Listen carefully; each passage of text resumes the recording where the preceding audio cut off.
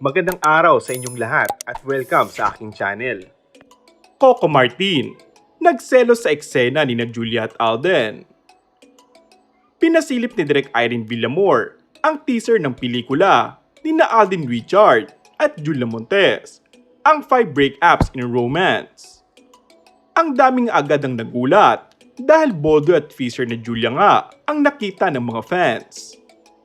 Kung si Catherine Bernardo ay nagmura sa movie nila ni Dali De Leon, si Julia hindi nagpatalbog at talagang kinabog ang kasabayan niya.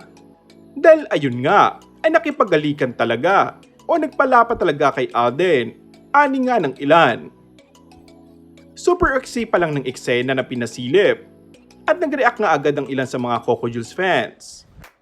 Ganito kasi ang eksena sa pinasilip na video. Hindi ko talaga gets. Ano bang balak mo?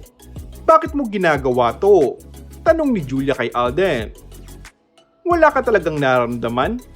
Tanong naman ni Alden kay Julia. At yun nga, sabay lapit ni Alden kay Julia at ninalikan ng mga labi ng aktres. At syempre, lumaba din si Julia kay Alden. Komento pa ng ilan. Gulantang ako dito. Iba po ang halikan nila. Nakakaloka ang halikan nila. Nagulat ang lahat. Trending agad.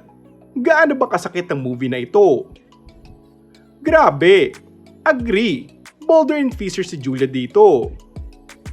Nagising ang katawang lupa ko. Nakakaloka ka, Julia.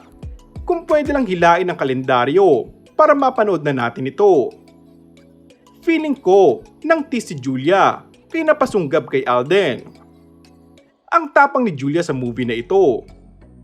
Nako Coco Martin, selos ka ba? Tiyak na mag-react to pag in-interview. Excited na kami sa magiging reaksyon ni Tanggol dito.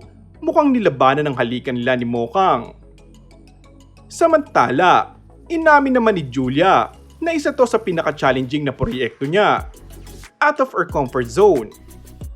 Tulad ng love scene, gayon pa man, ay hindi kailangan ng take 2 pagkumpirma niya. Sinigurado po namin sa mga manonood na hindi po ito love scene for the sake na may love scene lang. Hindi po malaswa, dagdag pa ng aktres. And that's all for our today's video.